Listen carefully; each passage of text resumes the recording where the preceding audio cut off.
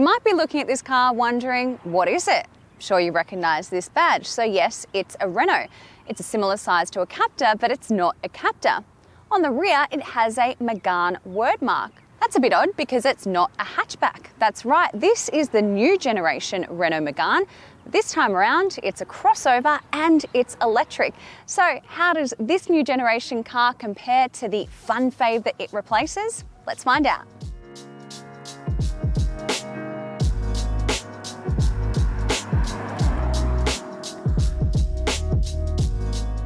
Here are some fast facts for you. This sits on a dedicated electric car platform and it replaces the old petrol hatch. Price-wise, you're looking at a starting price of $64,990 plus on-road costs. That makes it the most expensive passenger vehicle from the brand that's sold in Australia. There is one spec available, the EV60, and in comparison to the European specs, this is a mid-spec car. Now this has an electric motor powering the front wheels, a 60 kilowatt-hour battery pack, and your driving range is about 454 kilometres. The Megane E-Tech Electric measures 4,200 millimetres long, 1,768 millimetres wide, and 1,500 millimetres tall, sitting on a 2,685 millimetre wheelbase. Compared to the outgoing Megane petrol hatch, the electric car is about 160 millimetres shorter in overall length and 110 millimetres narrower, but 65 millimetres taller and 15 millimetres longer between the wheels. Adaptive headlights with automatic high beams, scrolling LED indicators, rear view camera, wireless smartphone charging, 48 colour ambient interior lighting are just some of the standard features, along with a smart rear view mirror, autonomous emergency braking with junction assist, pedestrian cyclist detection, lane keep assist, adaptive cruise control, blind spot monitoring, rear cross traffic alert, driver fatigue warning, and traffic sign recognition. Okay, let's start by looking at the key. You get the badge there on one side. Looks pretty old school, which is a bit funny because this car is so new and funky, but it is quite thick. They used to have a much thinner version of this that you could fit in a wallet. But anyway, on a positive note, looking at the outside of this car, I actually think it is really stylish. You get a bit of a light show when you unlock it there, and you've got these really thin LED strips, and then it sort of blends into your daytime running lights. A redesigned badge. They wanted to make it look a bit more retro. On the side, I think it has a really beautiful stance. It actually has a nice presence on the road. You get these door handles that pop out. The rear handles are actually hidden, and it just looks really sleek. 20-inch wheels. Down the bottom, bit of plastic, a bit odd, but it does look really nice with the contrasting black roof. In the rear, it's got a funky light bar and it is just clean, in a good way, with just the right amount of badging. So jumping into the front row, it all looks pretty nice. There's some nice cloth finish seats. I think in this price range you may be expecting leather, but it does look quite stylish. And then you've got some nice finishes up here and up here as well. There's a lot of recycled materials inside this cabin. They say up to 90% worth, and then 99% of their battery can be recycled, which all gets done in-house at their Gigafactory. Steering wheel is real standout. You've got the really nice Renault badge in the middle and then a flat top and bottom. It sits really nicely in your hands. Storage in here is actually really good. You've got to think this is sort of a small SUV. You don't usually expect a lot of compartments up front, but you do get this really long open area of storage, and it's quite versatile as well. So just pop my coffee cup in here so you can see that fits. There's obviously room in your door bins as well for your bottles or whatnot, but you can pull these out as well, so you can give yourself a second cup holder, or you can open this entire compartment up and I'd actually be able to fit a small handbag there. Also here, spot for your key, and this is a center compartment as well. It's not massive, but it is nice and deep. This is where your phone will live. That is a wireless charge pad, which comes standard, and it actually sits in here nicely. It gets held in, so it means that it doesn't fly around everywhere like a lot of wireless charge pads do these days. Now, one thing I want to talk about is what's going on behind the steering wheel here. This is where your gear shifter is on a stalk, just like you see on a Mercedes, but there's a couple of other things going on behind the steering wheel too. So there's another 2 levers here.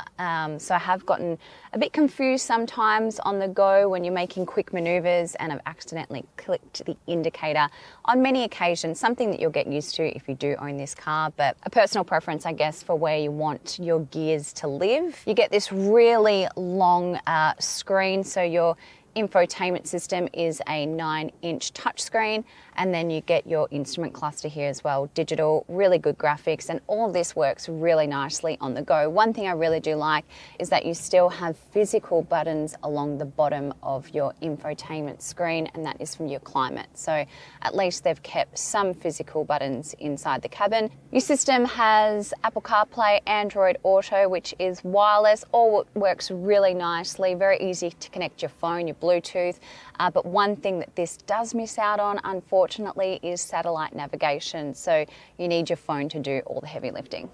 Okay, so I'm in the second row, and this is where things start to get a little bit basic. You don't get that ambient lighting that carries through onto the doors.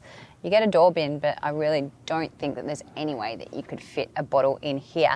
You get air vents, but you don't get climate control. Let's talk about the room in here, because it does look like I have a lot of legroom, right? That is very decent headroom. It's not too bad. I'm 173 centimetres. The problem here is that I feel very squished because of the tow room. It's really limited. Because there is a flat floor in here, I'd actually rather sit in the middle. I've tested it out and it feels a lot more comfortable. But yeah, you could fit 3 adults in here, maybe a little bit squished. The other thing that you don't get is there's no fold down armrest with cup holders. So really you'll be holding your coffees if you're journeying in the back here. You do get some seat back pockets. But yes, as I said, it doesn't feel very premium in the back here. Okay, let's check out the boot space. First things first, push this button, and that is a manual adjustment. I would have expected that to be a power tailgate. Once it's open, 440 litres of space. If you've got those rear seats folded, you get 1,332 litres. It's a little bit down on its main competitor in the C40, which has a minimum cargo capacity of 489 litres. It is rather deep, and down here, you get some underfloor storage as well, which is hiding our cables. All right, let's go for a drive.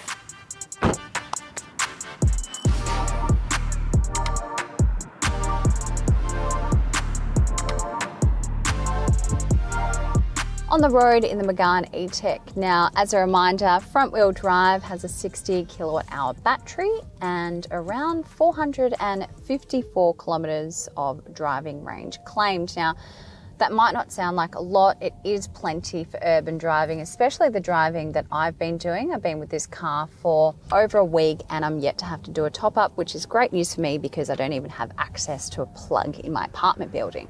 Now, getting into this car, seating position is good. Seats are really comfortable, but a gripe, and I didn't mention this earlier, but I got in the car and was fiddling around with the seats, realised that they are only manually adjustable. For this price point, you would at least expect the driver to have power adjustable seats.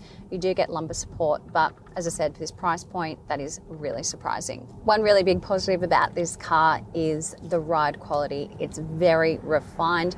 You only get a little bit of noise coming in from those tyres. The steering is actually really nice and light. The ride itself is a little bit on the firmer side, but all in all, steering and handling a really big tick. Now, in the way of power, 160 kilowatts, 300 newton meters, and 0 to 107.3 seconds. It doesn't sound like knock your socks off power, but I can tell you there's plenty of power from the get-go, immediate throttle response, and it's really easy to make snappy overtakes and for quick maneuvers. The only thing that makes quick maneuvers a little bit tough, and I mentioned this earlier, is the fact that your gear lever is up on your stalk and you've got a lot going on underneath you. I can't tell you the amount of times that I've accidentally clicked the indicator instead of popping it into reverse. The thing that doesn't help you as well is that this doesn't have a 360-degree camera. It does have a really good high-resolution rear camera, but a 360 certainly would have helped.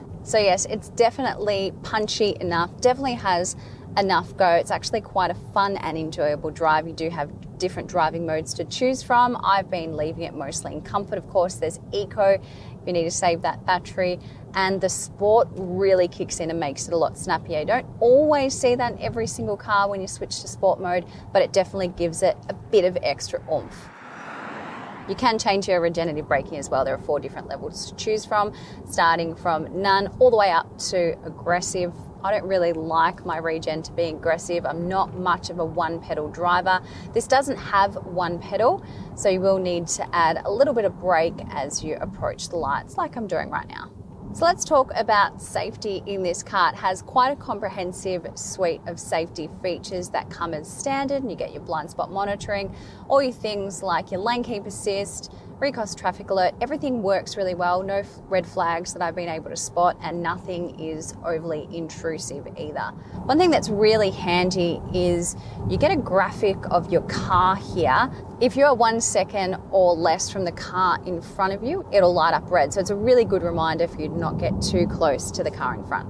Renault claims 15.6 kilowatt hours of energy per 100 kilometers, and I'm happy to say just a couple of longer stints that I've done to test this car, but a lot of urban driving, and I'm sitting at 16.1, which isn't bad at all. So it is fairly efficient. I think I've mentioned a lot of positive about this car. There is a lot to like, including the way that it drives, the way that it handles, but obviously one big elephant in the room for me is the price tag. I feel like that there is a premium price tag on a car that is mainstream. As always though, we want to know what you think. And I think that the fact that they capitalized on the name Megane, we've seen a few people do that, say with Ford Mustang and their marquee electric SUV. I think that it would have been nice to see if this could stand on its own, but I can sort of understand why they've done that and capitalized off the Megane nameplate. A smart feature in this Renault is the Vehicle Sound for Pedestrians, or VSP, which has been incorporated to warn pedestrians of the vehicle's presence without alarming them.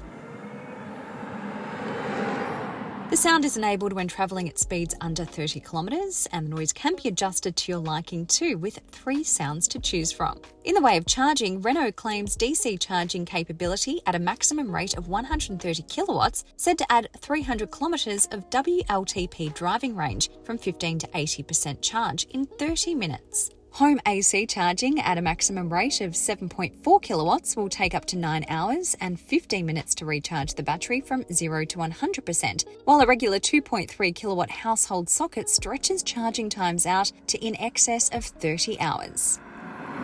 There you have it, the Renault Megane E-Tech. The local distributor for Renault Australia has decided to sell these through showrooms here rather than that fixed pricing sales model that a lot of brands are doing today. I think there's a lot to love about this car. It's very stylish, it has a pretty decent driving range. The price, let us know your thoughts as always, comment below. Would you buy this car? Do you like it? And what do you think of that price tag? Of course, as usual, be sure to subscribe so you can see more videos like this one, and head on over to drive.com.au if you want to know any more details about this car. Thanks for watching.